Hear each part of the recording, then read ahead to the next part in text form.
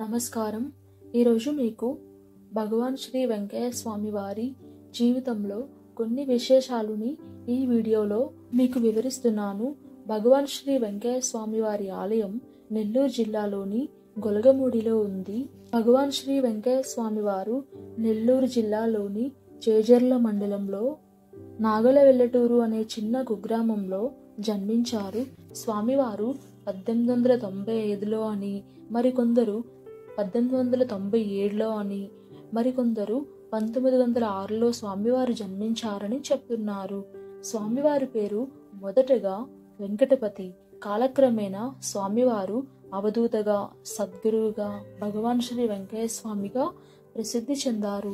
వెంకయ్య స్వామి వారిది సామాన్య రైతు కుటుంబం. అప్పట్లో వారి కుటుంబానికి 2 చిన్న ఇళ్ళు, 2 పశువుల కొట్టాలు మాత్రమే ఉండేవి. కొంత భూమి కూడా ఉండేది. తోటి పిల్లలతో స్నేహంగా ఉన్నప్పటికీ ఎక్కువగా ఒంటరిగా ఉండడాన్నే స్వామివారు ఇష్టపడేవారు. స్వామివారు చదువులో కూడా ఆసక్తి చూపేవారు కాదు. చిన్నప్పటి నుంచి స్వామివారు పాఠశాలకి క్రమంగా వెళ్ళకపోయినా కష్టపడి పనిచేయడంలో మాత్రం స్వామివారు వెనుకంజ వేసేవారు కాదు. భగవాన్ శ్రీ వెంకయ్య స్వామి వారికి వ్యవసాయ పనులంటే మహా ఇష్టం. అలా 20 ఏళ్ల వరకు అలాంటి స్థితిలోనే కుటుంబం కోసం పొలం పనులు చేస్తూ జీవించిన స్వామివారికి ఎప్పుడు సమయం దొరికితే అప్పుడు ధ్యానంలో ఉండేవారు. అలా రాత్రనక పగలనక ఎక్కడెక్కడో ఒక్కరే కాలినడుకున తిరిగేవారు. స్వామివారు తిరుగుతుండటం చూసి కొందరు స్వామివారికి మతి కోల్పోయిందని అనుకునేవారు. అయినా స్వామివారు పట్టించుకునేవారు కాదు. శ్రీ వెంకయ్య స్వామివారు ఒకసారి ఊరు బయట పొలంలో స్వామివారి కూర్చుని ఉండగా ఒక సాధువెవరో అక్కడికి వచ్చి తనకి పాలు కావాలని అడిగారని, స్వామివారు ఊళ్ళోకి వెళ్ళి పాలు తీసుకుని ఇచ్చారని, అలా ఆ సాధువు స్వామివారిని అనుగ్రహించి నాలుగు మీద బీజాక్షరాలేవో రాశారని అంతా చెప్పేవారు. అక్కడి నుంచి స్వామివారి జీవితంలో ఎన్నో మార్పులు వచ్చాయి. స్వామివారికి 25 ఏళ్ళు వచ్చేసరికి లౌకికపరమైన కోరికలన్నీ కుటుంబ ధర్మం నెరవేర్చాలి కనుక ఊరిని వదిలి ఏడాది పాటు వ్యవసాయం పనులు చేసి వచ్చిన డబ్బును తల్లిదండ్రులకు చెందేలా చూశారు.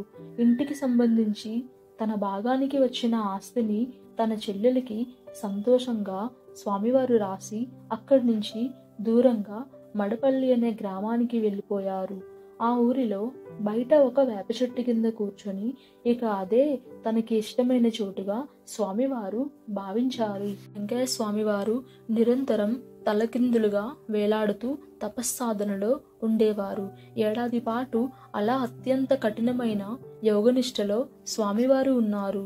స్వామివారిని ఆ స్థితిలో చూసిన గ్రామస్తులు ఈయనెవరో మహాత్ముడు, మహాయోగి అయి ఉంటారని జనాలంతా భావించేవారు. తర్వాత అక్కడి నుంచి స్వామివారు పెంచలకోన అడవుల్లోకి వెళ్ళిపోయారు. తర్వాత కూడా స్వామివారు తపోనిష్ట కొనసాగించేవారు. స్వామివారు తపస్సులో ఉన్న ఒక రోజున కణ్వ మహర్షి దర్శనమిచ్చి గురోపదేశం చేశారు. ఆ రోజుల్లో స్వామివారు చిరిగిపోయిన గోనెపట్టనే కౌపీనంగా ధరించి భుజం మీద గొడ్డలు పెట్టుకుని తిరిగేవారు.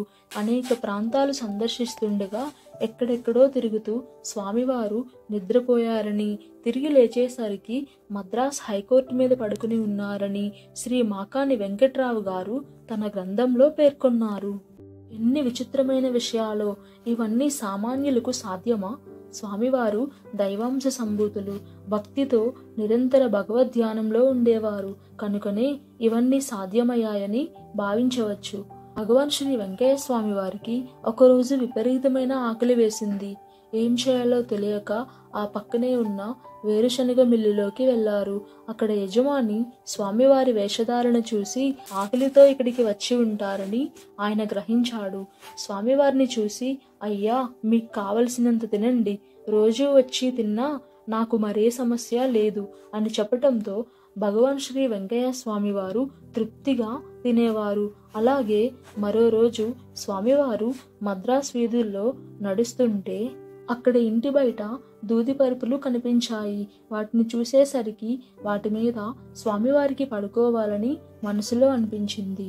స్వామివారు దూరంగా వెళ్ళి ఎవరూ లేని ప్రదేశంలో నాగజముడు చెట్లను నరికి ఇంపులా పరుచుకొని దానిపైనే ఇష్టం వచ్చినట్లుగా నిద్రిస్తుండేవారు. అది చూసి ఒక ఆయన ఈయనెవరో సామాన్యుడు కాదు అని అనుకుని ఈ వింతని ఊహించిన అతను ఆ అద్భుతాన్ని అందరికీ చెప్పాలని వీధుల్లోకి పరుగు తీయటంతో భగవాన్ శ్రీ వెంకయ్య స్వామి వారు ఇక ఇక్కడ ఉండటం మంచిది కాదు అనుకుని స్వామివారు ఆ ప్రాంతాన్ని వదిలి దూరంగా వెళ్ళిపోయారు. మద్రాసులో తిరుగుతున్నప్పుడు రైల్వే స్టేషన్ దగ్గరికి వెళ్ళినప్పుడు అక్కడ పనిచేస్తున్న కూలీలు స్వామివారి వేషధారణను చూసి ఏమయ్యా, కూలి పనులకు వస్తావా అని అడిగారంట. వెంటనే స్వామివారు ఓ తప్పకుండా వస్తానంటూ అరుణాల కూలీకి రైల్వే స్టేషన్లో మరమ్మత్తు పనుల్లో చేరారు. ఇక్కడ పనిచేస్తున్న రోజుల్లో ఓసారి మద్రాస్ టు రామేశ్వరం లైన్ నుంచి సిగ్నల్ ఇవ్వడంలో జరిగిన పొరపాటు వలన 2 రైళ్లు ఎదురెదురుగా వస్తున్నప్పుడు అక్కడ పనిచేసే వారంతా ఆ దృశ్యాన్ని చూసి పారిపోతారు. కొద్దిసేపట్లో రైళ్లు ఢీకొట్టుకుంటాయనగా భగవాన్ శ్రీ వెంకయ్య స్వామి వారు 2 రైళ్లు మధ్యలో నిలబడి 2 చేతులు చాపి నిలబడటంతో 2 రైళ్లు ఆగిపోయాయి. ఆ రైలు డ్రైవర్లకు కూడా ఆ రైళ్లు అలా ఎందుకు ఆగిపోయాయో మొదట అర్థం కాలేదు. కాసేపటికి అర్థమయ్యి 2 రైళ్లు ఒకే లైన్ మీదకి వచ్చేసాయని, అయితే ఢీకొట్టుకుంటున్న సమయానికి మాత్రం ఎవరో ఆపద్బాంధుడు వచ్చి ఆపారని అక్కడ వారు గ్రహించారు.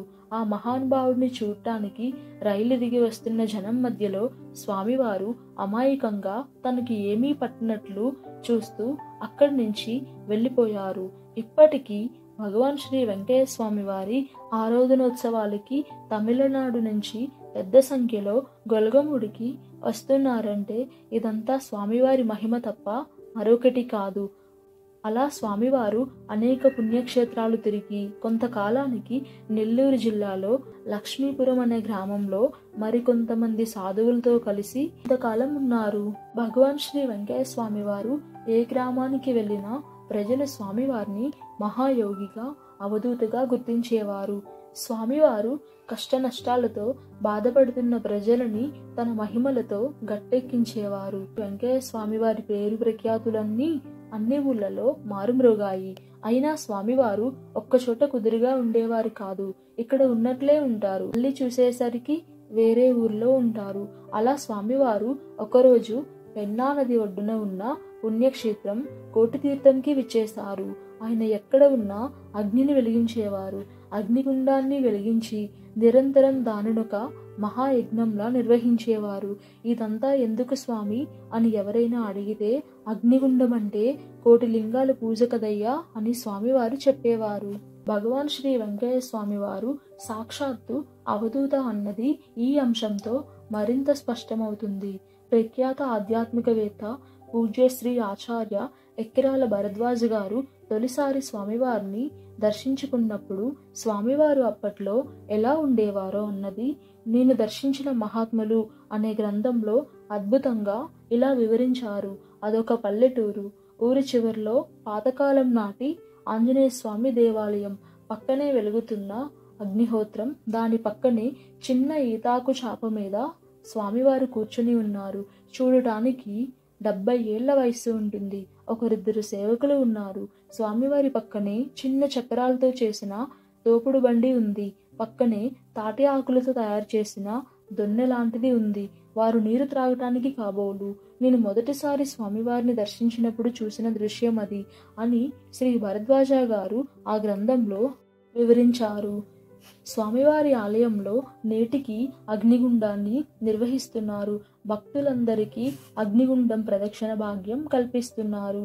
కోటితీర్థంలో ఉన్న భగవాన్ శ్రీ వెంకయ్య స్వామి వారు రాత్రి వేళలో కాలినడకన సోమశిలకు వెళ్ళి సోమేశ్వర స్వామిని దర్శించుకుని కొద్దిసేపటికి మళ్ళీ నెల్లూరులోని శ్రీ రంగనాయక స్వామి వారిని దర్శించుకుని కొద్దిసేపటికి మళ్ళీ కోటితీర్థానికి వచ్చేవారు. అయితే భగవాన్ శ్రీ వెంకయ్య స్వామి వారు ఒక్క జామ్లోనే అటునుంచి ఇటు వచ్చేస్తున్నారంటే మెరుపు వేగంతో ఆయన పయనం ఉంటుంది. భగవాన్ శ్రీ వెంకయ్య స్వామి వారు ఎంతో మంది భక్తజనాన్ని తమ మహిమలతో ఎన్నోసార్లు కాపాడేవారు. ఇది ఫ్రెండ్స్, మహా అవధూత భగవాన్ శ్రీ వెంకయ్య స్వామి వారి జీవితంలోని కొన్ని విశేషాలు. నేను మొదటిగా ఈ ఆలయానికి వెళ్ళినప్పుడు స్వామివారి గురించి అనేక లీలలు విని ధన్యురాలుని అయ్యాను. భగవాన్ శ్రీ వెంకయ్య స్వామివారి ఆలయం నెల్లూరు జిల్లాలో గొలగమూడిలో ఉంది. గొలగమూడిలో భగవాన్ శ్రీ వెంకయ్య స్వామివారి ఆలయానికి సమీపాన ఆంజనేయ స్వామివారి ఆలయం, నాగదేవత ఆలయం, ఇంకా ఎన్నో ఉపాలయాలు ఉన్నాయి. ఈ ఆలయానికి సమీపాన వసతి సౌకర్యాలు ఉన్నాయి. శనివారం ఎక్కువగా భక్తులు ఈ ఆలయానికి విచ్చేస్తుంటారు. ఆలయానికి సమీపాన భగవాన్ శ్రీ వెంకయ్య స్వామివారు ఉండే ఇల్లు ఉంది. మీరు కూడా ఈ ఆలయానికి వెళ్ళినట్లయితే తప్పక దర్శించగలరు. నా వీడియో నచ్చితే లైక్ చేయండి, షేర్ చేయండి, సబ్స్క్రైబ్ చేయండి. నమస్కారం.